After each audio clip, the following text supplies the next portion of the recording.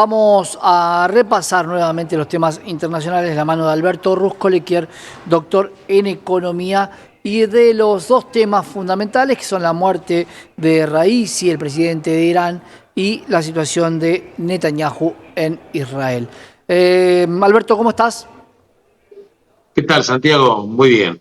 Bueno, la Bueno, verdad que los temas que vos estás planteando están, ujú. por supuesto, dominando la agenda internacional el día de hoy en todos los países del mundo. El primer tema es el helicóptero que finalmente hizo un aterrizaje forzoso, así por lo menos surgen de las transcripciones en inglés, que hablan de un aterrizaje forzoso que provocó la muerte de 7 personas. El presidente de Irán, el ministro de Relaciones Exteriores e incluso el jefe de la custodia presidencial, como las personas más notorias.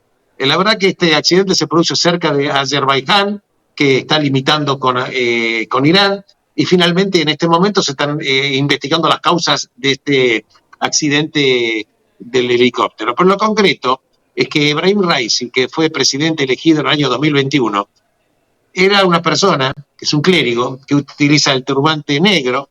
El turbante negro identifica a las personas que se consideran descendientes del profeta Mahoma directamente. Ujú. La verdad que era un hombre totalmente conservador, absolutamente ligado al Ali Khamenei, que es el clérigo religioso que maneja todos los destinos de Irán.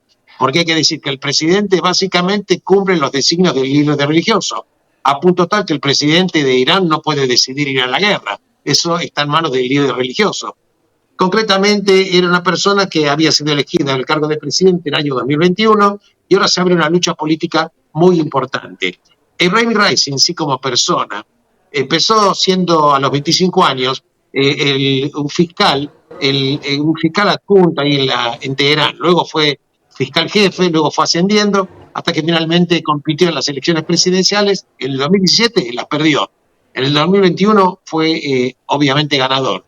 Pero en la década del 80, cuando él era fiscal, integraba lo que se denomina el Comité de la Muerte.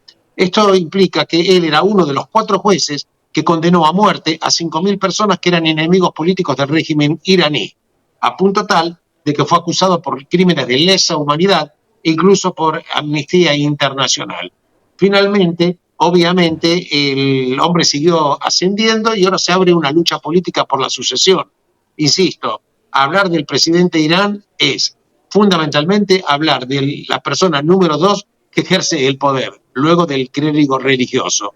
Y en este momento, obviamente, se eligió al vicepresidente primero, que es un tal Mohammed Makbar, que va por 50 días a ejercer la presidencia de Irán, luego se irán a elecciones, aunque también es cierto que las elecciones son muy particulares en Irán, porque las elecciones pueden ser tomadas por un comité pequeño y finalmente el que va a decidir quién va a competir, léase, al decidir quién compite, es una manera de decir, el ganador lo va a elegir básicamente el clérigo Ali Khamenei. No espero absolutamente que va a cambiar la política Claro. ultraconservadora del régimen de Irán, a pesar de que Ali Khamenei es un hombre que está teniendo una enfermedad terminal, es un hombre mayor de 85 años, pero se va a abrir y se está abriendo una lucha política para ver quién es el sucesor. El ayatolá tiene descendencia y podría ponerlo a cursar la presidencia del país.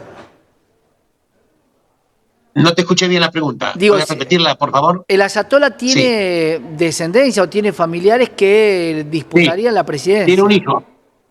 Sí, tiene un hijo que se llama Moctaba, que también ejerció, bueno, dio a entender de que él también quería ser el sucesor de su padre. Claro. Todo podría, todo podría ser, Ah, porque la verdad es que finalmente el que va a decidir el destino de quién va a sucederlo a Khamenei, esto en la medida que esto suceda antes que él fallezca, va a ser el propio clérigo Enrique Khamenei. Te insisto, Santiago, que no veo que haya ningún cambio de régimen, por más que Raisi sea reemplazado por un nuevo claro. presidente, salvo que la oposición interna en algún momento, así como en el año 1979 reventó el régimen del Shah Reza Pahlavi, eventualmente también por un tema determinado, en algún momento este régimen islámico teocrático desaparezca. Pero por ahora no veo que esto suceda. Trascendió que eran 3 helicópteros. ¿Es una cuestión protocolar? ¿Era una cuestión de custodia del presidente iraní en función de los sucesos con Israel? ¿O era mucha gente que había ido a ese evento cuando ellos Mirá, la retornaban verdad del que evento? La verdad que el evento era un evento importante, se inauguraron represas en la ciudad de Qom, entre otras, se inauguraron un par de represas y evidentemente la comitiva era numerosa. No descarto tampoco que uno de los helicópteros haya sido especialmente designado como una cuestión de seguridad, pero aparentemente, digo Santiago, aparentemente, según las mínimas transcripciones que hay, esto sucedió porque el helicóptero tuvo algún tipo de problemática, era una nave bastante antigua, era un helicóptero ruso aparentemente. Bueno, las causas del accidente se van a investigar, se van a investigar. Después, la verdad será una y lo que se publicite a través oficialmente será otra. Ya el gobierno de Israel dijo, nosotros no tenemos absolutamente nada que ver, nosotros no tenemos que ver, si el helicóptero se cayó, estamos totalmente al margen de lo que pudo haber sucedido. Claro, por las dudas, ¿no? Obviamente, un ataque de Irán a Israel tenía que venir una aclaración respecto de Israel. Y hablando de Israel, ¿qué pasa con este pedido de captura o de arresto a Benjamín Netanyahu? Mira, la verdad que la Corte Penal Internacional, que está presidida por el fiscal general Karim Khan, que es un hombre islámico, es una persona que nació en Gran Bretaña, es un juez de 54 años, y la verdad que finalmente dio este veredicto emitiendo las órdenes de detención para un par de tres personas de Hamas. Uno de ellos, Yahya Sinwar, que es el número uno que dirige Hamas dentro de la Franja de Gaza, pero también dio órdenes a otro, Dave, que es un acrónimo del nombre en árabe, y también al brazo político, que es Haniyeh, órdenes de detención. Pero también es cierto que decretó órdenes de detención de una manera inédita, ahora te explico por qué, contra Benjamin Netanyahu, primer ministro, y también contra Yoav Gallant, que es el ministro de Defensa. En principio, tenemos que saber lo siguiente, Santiago, que la Corte Penal Internacional nace por el Estatuto de Roma el 17 de julio de 1998. Bien, quiere decir que el Estatuto de Roma únicamente obliga a las personas que son signatarios de este estatuto. Por ejemplo, Estados Unidos no está en el Estatuto de Roma, Israel tampoco está. No hay que confundir la Corte Penal Internacional con la Corte Internacional de Justicia. La Corte Internacional de Justicia juzga a estados que son miembros de las Naciones Unidas, pero la Corte Penal Internacional juzga a personas. Ahora bien, el Estatuto de Roma concretamente establece que se podrán juzgar conductas que ellos consideran punibles cuando el país aloja o tiene personas que no, en ese país no hay un sistema judicial independiente y eficiente. En consecuencia, la Corte Penal Internacional, jurídicamente hablando, actúa como un órgano complementario, de complementariedad, en el caso que el país de los cuales están acusadas las personas no tenga un poder judicial que investigue. En consecuencia, esta complementariedad podría ser aplicado jurídicamente hablando ahora en dos casos. Cuando el país juzgó a las personas de una manera falsa y absolvió a personas que tenían que haber sido culpadas. Esto se denomina en derecho una cosa juzgada írrita, o sea, una cosa juzgada pero falsa. Claro. O también cuando las personas que están siendo acusadas directamente nunca le fueron a hacer juicio.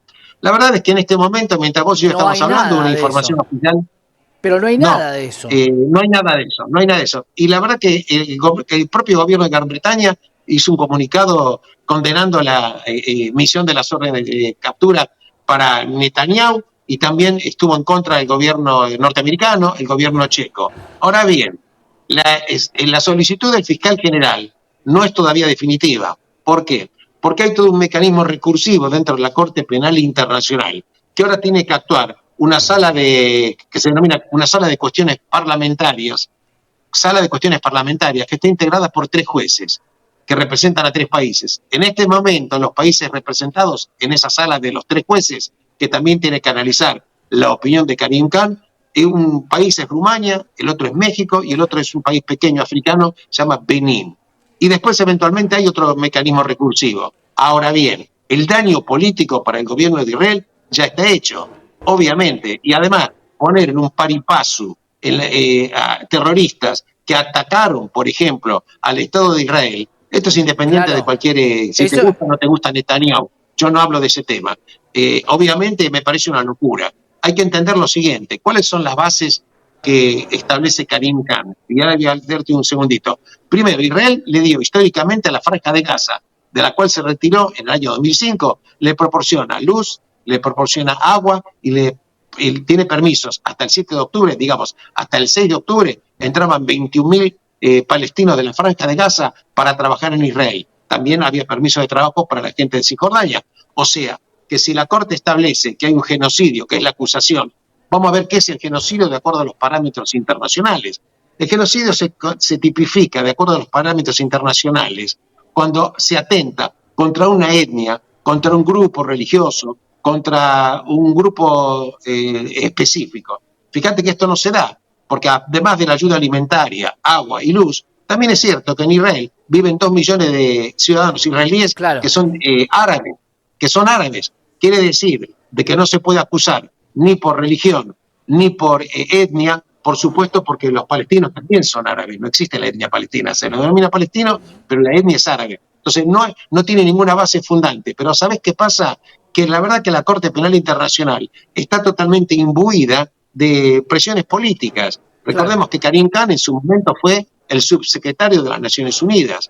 Recordemos también en consecuencia que Karim Khan, que también tiene denuncias para considerar hace años contra los talibanes en Afganistán, y no opinó absolutamente nada. No opinó tampoco respecto de las acusaciones contra Maduro en Venezuela. ¿Qué te quiero decir con esto?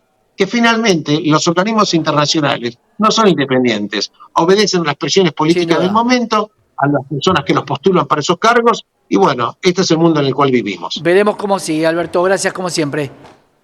Muchísimas gracias, Santiago. Un gran abrazo. Alberto Ruscolequier, el doctor en economía, contándote todo lo que hablábamos sobre la muerte del presidente de Irán y sobre todo sobre esta igualar la ejecución de Hamas con Israel en este pari passus que decía Alberto.